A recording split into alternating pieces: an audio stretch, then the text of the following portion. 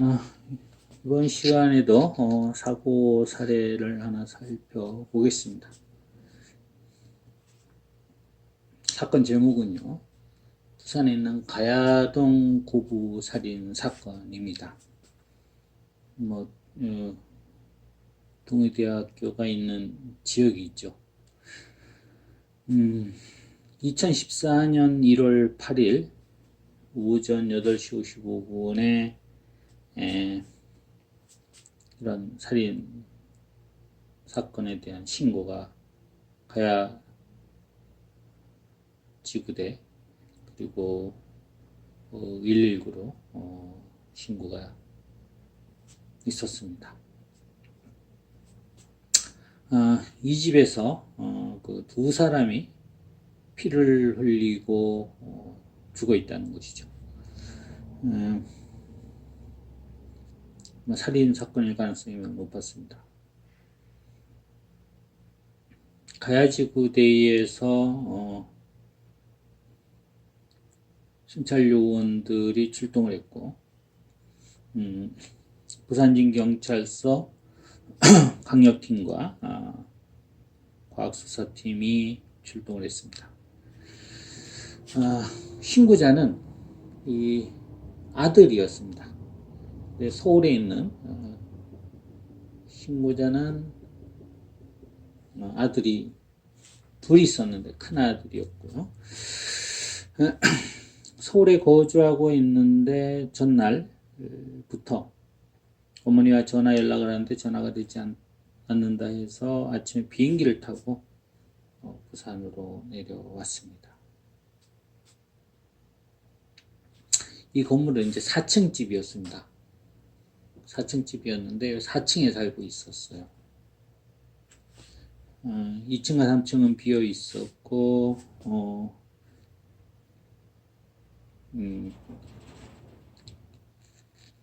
2층, 3층은 비어 있고 1층은 식당을 하고 있고 지하가 있었는데 지하에는 그 실크 스크린을 찍어내는 공장이 들어서 있었습니다. 그 4층으로 올라가는 층계 앞에 그 철문이 되어 있었죠. 그리고 현관문은 그 번호키로 되어 있었습니다. 그리고 아들은 신고하러 내려왔을 때 비행기를 타고 부산에 와서 보니까 그런 처참한 광경이 벌어지고 바로 신고를 했던 것이고요. 집안의 문을 열어보니까 가스 냄새가 나서 창문을 열어두었다고 진술을 했습니다. 이 아들에게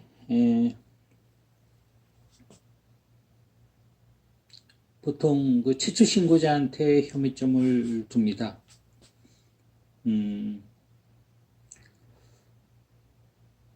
이게 평소에 전화 통화를 자주 한다고 얘기를 했지만은 어제부터 해서 연락이 안 된다고 갑자기 비행기로 왔다 하는 것들이 조금 이상하게 생각될 여지가 있었다는 거죠. 왜냐하면은 부산에 그 아버지의 동생의 삼촌이 거주하고 있었는데 한번 뭐 가봐 달라고 부탁하는 것이 좀 일반적이지 않나라고 생각을 할 수도 있던 부분이었죠. 그 주변의 CCTV 주변에 있던 자동차 블랙박스 등에 대해서 조사를 이어나가기 시작했습니다. 이런 수사료를 먼저 확보하는 것이 매우 중요하다고 생각했기 때문입니다.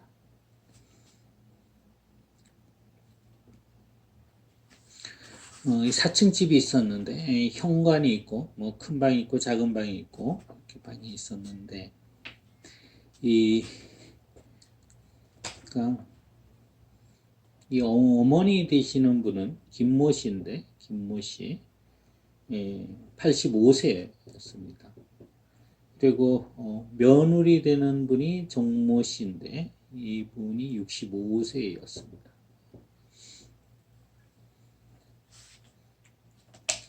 이 김모 씨는 작은 방에서 살해된 채로 있었고 정모 씨는 현관에서 살해된 채로 있었습니다.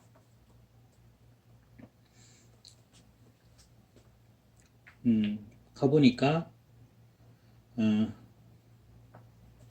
좀 그 살해되어 있지만 상당히 좀 뭐 옷차림도 많이 흐트러져 있지 않고 신발장에 신발도 가지런하게 되어 있고 특히 종모 씨는 아주 좀 그 성격이 단정한 편이어서 신발장도 아주 깔끔하게 정리를 하는 편이었다고 합니다.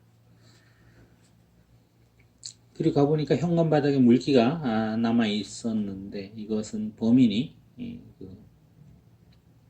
이 흔적을 지운 것이 아닌가 추정할 수 있는 부분이었습니다.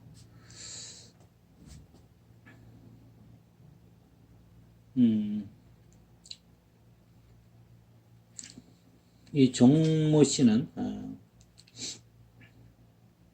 검정색 가죽 바지를 입고 있었고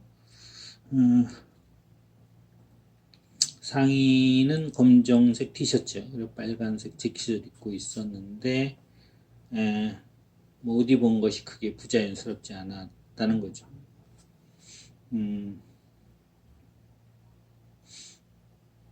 그리고 장갑을 끼고 있었는데 이때가 1월달이니까 겨울입니다. 장갑을 끼고 있었는데 한쪽에만 장갑을 끼고 있었다는 거죠. 그래서 바로 외출해서 들어오면서 공격을 당한 것으로 추정할 수가 있었던 거죠. 왜냐하면은 그 번호키를 누를 때 보통 장갑을 끼면은 이 번호키를 누르는 것이 매우 불편하기 때문에 장갑을 벗고 문에 들어오자마자 공격을 당한 것이 아닌가 이렇게 추정된 것입니다. 또 여기에 보면은 이제 유리 파편이 있었는데 유리 파편이 깨져 있었는데 그 파편으로 그 깨진 곳에 보니까 이게 이제 포도주였습니다. 그러니까 포도주를 담은 병이 깨져 있었던 것이고 이 병 조각에서 또 DNA가 나올 수 있는지 검출을 시도하였습니다. 그리고 둔기의 도군이 발견됐는데 이게 이제 커다란 망치였던 것이죠. 이런 것들이 그 바닥에 이제 막 확인이 되었습니다. 바닥을 막 내리치고 결국에는 두 사람을 그 망치를 사용해서 공격한 것으로 이렇게 보여지는 부분이었습니다. 그리고 포도주병은 이 정모 씨가 아마 그걸 가지고 이 공격자 범인에 대해 저항하지 않았는가 정도로 이제 추정이 되는 상황이었습니다. 사실 이분들은 뭐 다른 이제 뉴스도 많이 검색되고 했는데 뭐 상당한 재력가로 좀 뭐 알려져 있는 분들이었습니다.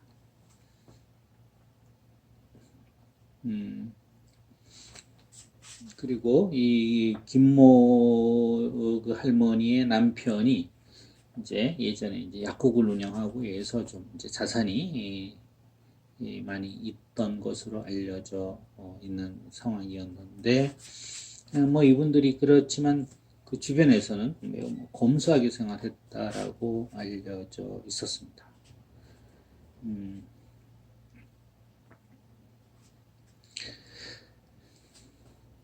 그런데 이 정모 씨는 좀 그 여러 군데 그 공격당한 흔적들이 있었고요.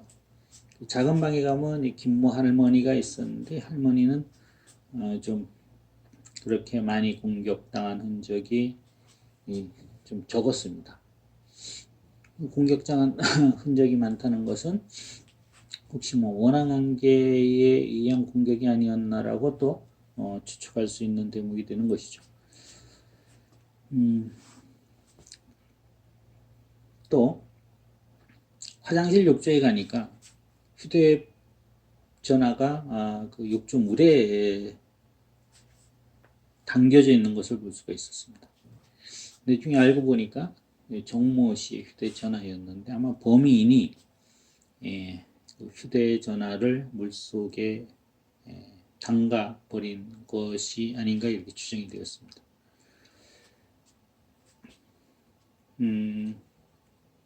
화장실 변기에서 그 혈흔 검사를 했죠. 루미놀 실험을 해서 혈흔이 나오고 DNA 감식을 시도했는데 이 시료들을 국가수에 보냈는데 DNA 검출이 되지 않았다는 회부를 받았습니다.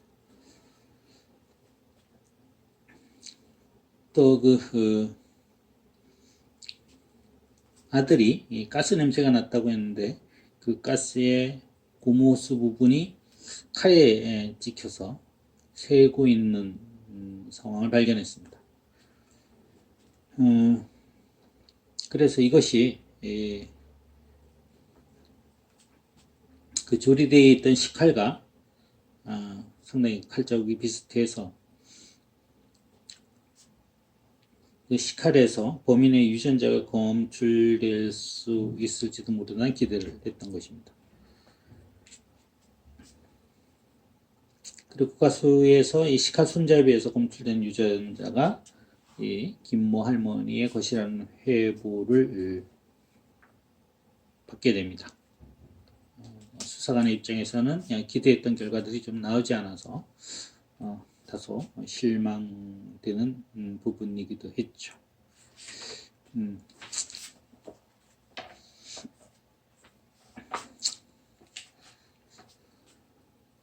이 상황을 보면은 이제 문이 열려 있다고 한다면은 그리고 할머니가 작은 방에서 사망하지 않았다고 한다면 이런 추론이 가능하다는 거죠. 범인이 이 귀가하는 정모 씨가 문을 열고 들어올 때 살짝 따라 들어와서 살해했을 것이라고 추정을 할 수 있는데 할머니가 작은 방에서 숨져 있고 또 문이 잠겨져 있었다는 거죠. 그러면은 범인이 할머니를 먼저 살해하고 있다가 이 정 씨가 들어왔을 때 살해했다라고 보는 것이 정황상 더 맞는다는 것이죠.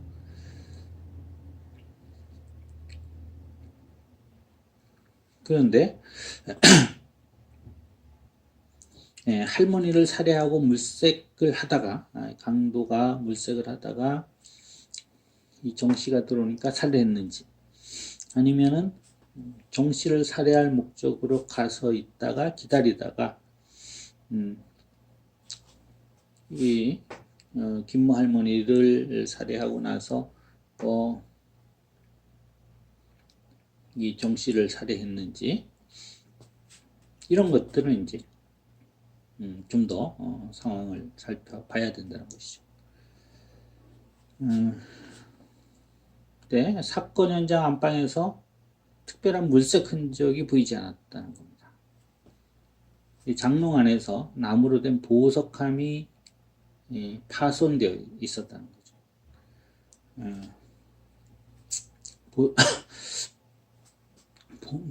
보석함에는 아무것도 들어있지 않았어요. 이 보석함의 그 열쇠가 망치로 내려쳐서 부서져 있었던 것이고요. 이 신고자 아들, 큰아들의 증언에 따르면 보석함 할머니 방에 있었고 이 안엔 금 거북이가 들어있었다고 이야기를 했습니다.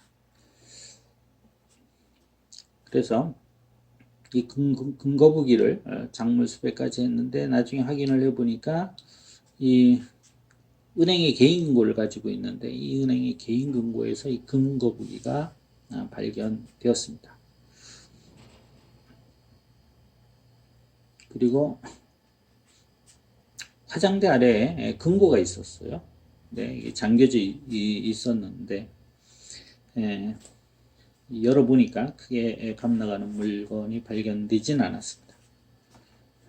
이 금고라는 것을 보면 알겠지만 금고라는 것을 그 납덩이 같은 걸로 가지고 굉장히 무겁게 만들었습니다. 운반하기 힘들게. 왜냐하면 금고를 뭐 통째로 들고 갈 수 있기 때문에 작은 금고라도 무겁습니다. 그리고 금고가 있는 집안이면은 뭔가 좀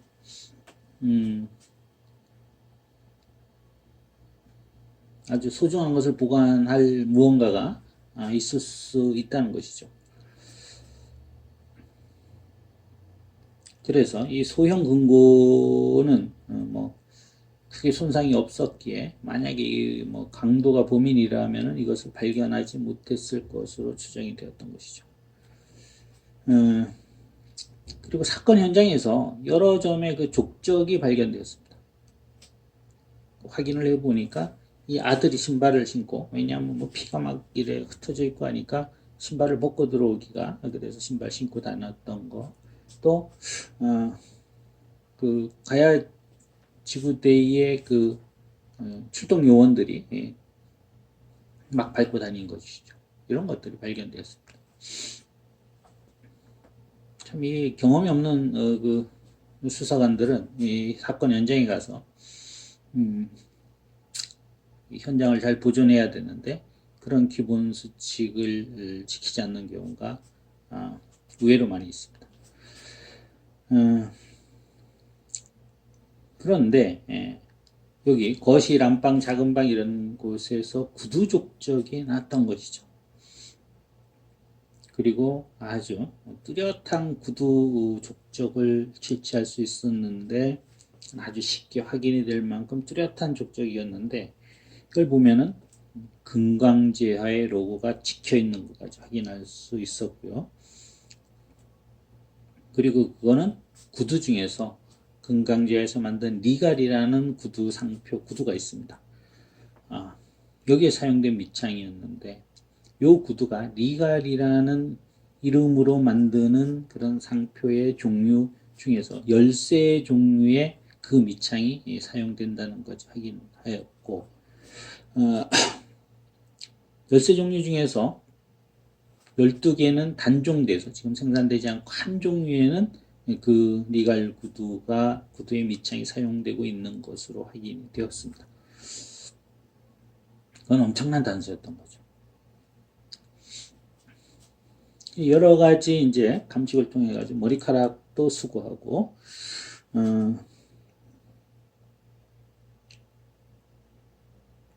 그리고 또 그 컴퓨터 사건 발생 시간대 컴퓨터를 켠 흔적이 있어서 컴퓨터에 무슨 흔적이 있는지를 확인해보고 또 와인병에서 채취한 유전자에서 여기 범인이 것이 아닌 이 정모 씨의 DNA가 발견되었다 이런 이제 국가수 해부를 받게 됩니다. 많은 시간 노력한 것에 비해서 소득이 많지 않았죠. 이 사건은 약 한 2달 이틀 만에 사건이 해결된 좀 많은 그 노력이 들어갔던 사건이었습니다. 이 정모 여인은 키가 165에 한 53kg 정도의 어떻게 보면 뭐 보통 체격이죠. 여성으로서 165면 뭐 키가 여성으로서 좀 뭐 작은 편은 아니죠. 53kg 정도면은 뭐 크게 뚱뚱한 것도 아니고 너무 날씬한 것도 아니고 뭐 이 정도 체격으로 볼 수가 있었던 것이고요. 상당히 많은 곳에 이 둔기로 공격당한 흔적들이 발견됩니다. 양팔, 손, 그 다음에 머리,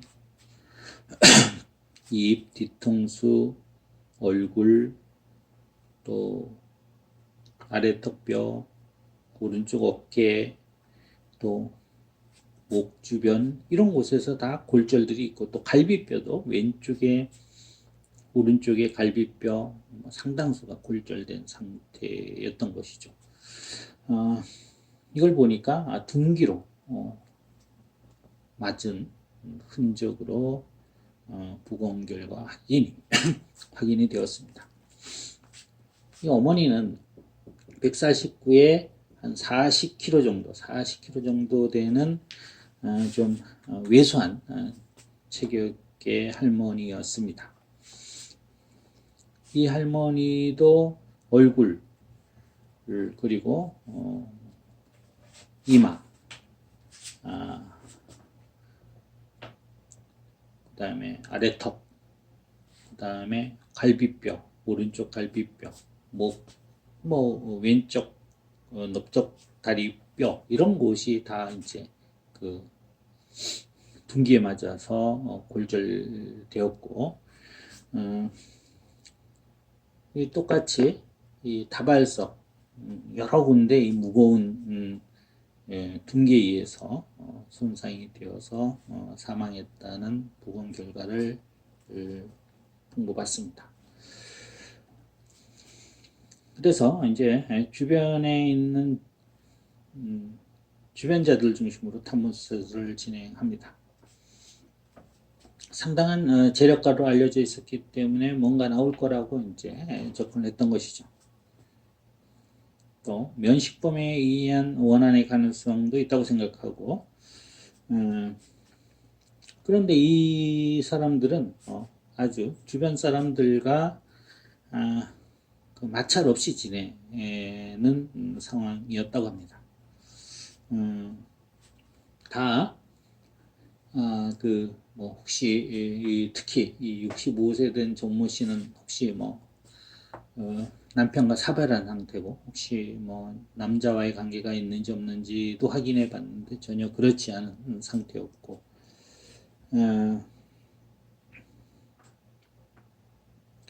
또 사귀는 교류하는 사람들이 많지 않은 것으로 확인이 되었습니다. 이런 경우 이제 주로 가족들을 중심으로 좀 살펴봤죠. 그래. 가장 의심받은 게 이제 그 큰아들이었습니다. 신고자. 서울에 있고 또 직업이 없었다는 것도 좀 의심이 갔고 또 갑자기 연락이 안 된다 그래요. 부산에 내려온 것도 어찌 보면 당연하지만 어찌 보면 평범하지 않다고 보여지는 부분도 있고 했었던 것입니다. 그런데 범행 시간대 보니까 공항 CCTV 다 확인해 보니까 서울에 있었던 걸로 확인이 되니까 알리바이가 성립되는 것이죠. 또 다른 방법은 또 어떤 것이 있느냐 그러면 청부를 할 수도 있거든요. 그래서 그런 것도 다 조사를 해보니까 그런 관련 증거들이 나오지 않아서 이제 용의자로 제외된 상황이고요. 둘째 아들도 그 범행 추정 시간대에 보니까 출근해 있는 것이 확인됐고 또 여기 보면은 친척들 다 보니까 조카도 다 보면 알리바이가 다 성립된 겁니다. 그래서 부산에 있던 가족들 또 아들들 또 조카들 왜냐하면 자산이 너무 많기 때문에 혹시 그것을 알고 자산을 좀 누리기 위해서 한 것이 아닌가라는 추정하에 수사를 했는데 다 이제 혐의점이 없어지니까 처음부터 다시 수사를 해야 되겠다는 생각을 하게 됩니다. 어, 그래서 이 주변에 엄청난 CCTV 영상을 확보해서 분석하기 시작합니다.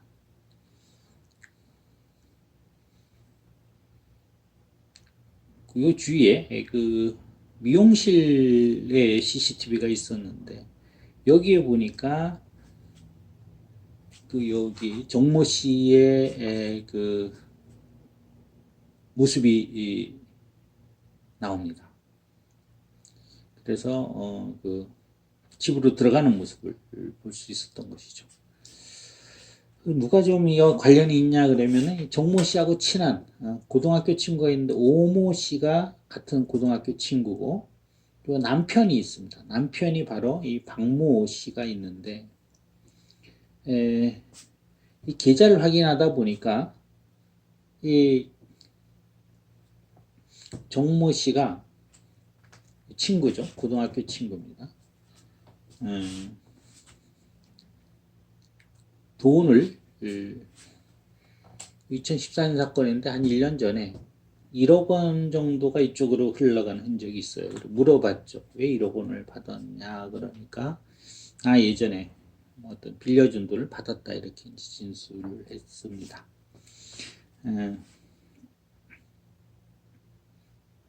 그래가지고 이날도 이 전날 1월 7일 날 1월 7일 날도 둘이서 같이 식사를 하고 헤어졌다는 것입니다.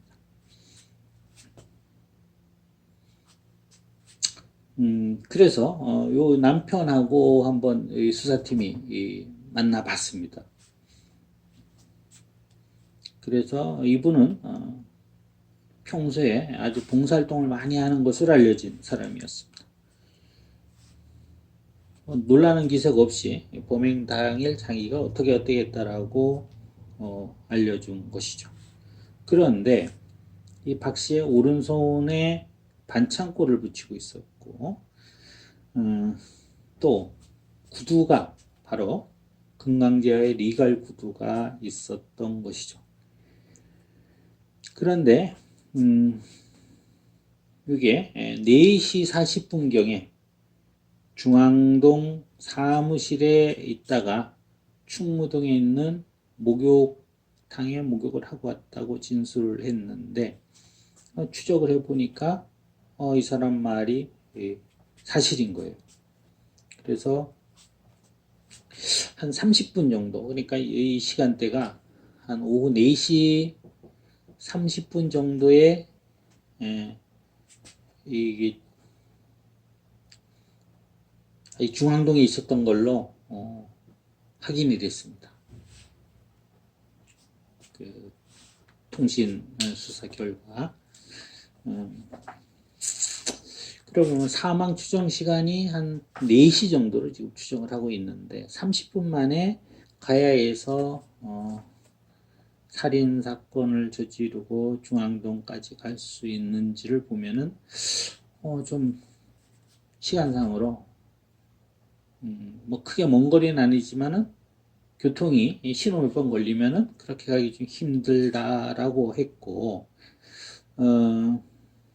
크게 그 하기에는 뭐 그런 어떻게 보면 뭐 편견이고 선입견일 수 있는데 그리고 더 이상의 뭐 그 좀 혐의점이 없어서 이 사람도 용의선상에서 제외를 시켰습니다. 그리고 나서 이제 수사를 하면서 엄청난 고생을 했죠.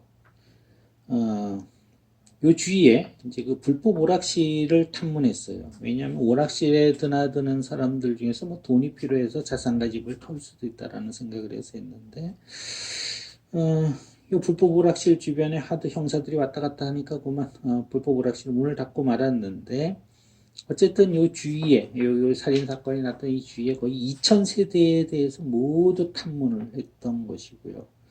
그리고 좀 가난한 사람들이 좀 하지 않았을까 해가지고 그런 특정된 사람들에 대해서 다 일일이 수사를 하고 뭐 이렇게 됐던 것입니다. 그래서 또 그리고 그 신발, 금강지하 신발 리갈에 초점을 맞춰가지고 전국에서 이걸 보니까 전문가를 불러가지고 이 치수를 보니까 몇 미리 정도 됐겠느냐. 또 국가수에서 이 신발을 보고 몇 미리 정도 됐겠느냐니까 전문가들은 한 260 정도다. 국가수에서는 한 275 정도 될 것이다. 이렇게 회신이 와서 한 260에서 275 정도의 건강제와 이 리가를 사간 사람을 보니까 부산에서 사간 사람이 1,500명, 경남 울산에서 사가지고 간 사람이 2,300명, 인터넷 구매한 사람이 100여 명, 이런 사람들에서 일일이 신발 조사를 다 했던 거죠. 엄청난 수사력이었죠. 그래서 부산에서 이 신발을 산 약 1,500명에 대해서 모두 확인을 다 해나간다는 것이죠. 그래서 이게 제대로 잡히지 않으면 형사들이 직접 몸으로 뛰어야 되는 이런 고통을 감수해야 되는 거죠. 그래 다른 방법으로 또 수사를 막 진행을 합니다.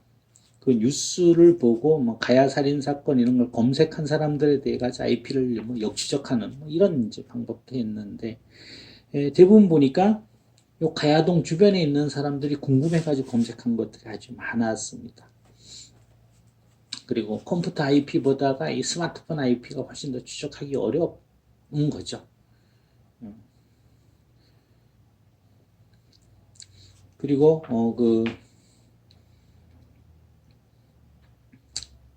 또 할머니 방에서 김모 할머니 방에서 나타난 모자가 있었는데 모자의 이름이 박모모라고 적혀 있었습니다. 그래서 이 박모모가 전국에 보니까 102명의 이름이 있었습니다. 이런 사람에 대해서 또 수사를 하고 부산 경남에 7명 있었는데 다 찾아가서 확인을 하고 그랬는데 이것이 좀 또 언론에 보도가 되고 하니까 야 이렇게 수사하는 경우도 있구나라고 생각하기도 하지만 어떤 사람들은 참 경찰이 모자나 수배하고 참 할 일 없다라는 댓글도 막 올라오기 시작한 것이죠. 뭐 이런 엄청난 수사를 하면서 결국에는 이 많은 CCTV를 하면서 결국 이걸 잡게 된 게 이제 버스의 CCTV까지 했습니다. 이쪽을 다니는 버스가 있는데 여기 이쪽으로 해서 뭐 가야지구대 앞으로 해서 여기로 가는 버스가 있습니다. 그 버스 모든 CCTV를 확보하다가 한 사람을 발견했는데 그 사람이 바로 이 사람이었습니다. 그래서 박모 씨가 그 결국에는 이 사람을 처음에는 뭐 거짓말로 일관하다가 나중에 모든 증거를 들이대면서 이제 자기가 뭐 이렇게 살인했다라고 진술까지 하면서 자기는 계속 우발적인 범행을 주장했던 이런 사건이 있었습니다. 그 당시에 이 가야동에서 이런 사건이 일어나고 거의 뭐 몇 달간 아주 주변 사람들이 그 모든 그 식당 또는 뭐 호프집, 술집 이런 곳이 거의 뭐 개점 휴업 상태에 있었던 적이 있습니다. 거의 지금 뭐 코로나 상황과 거의 유사할 정도로 그 정도로 몇 달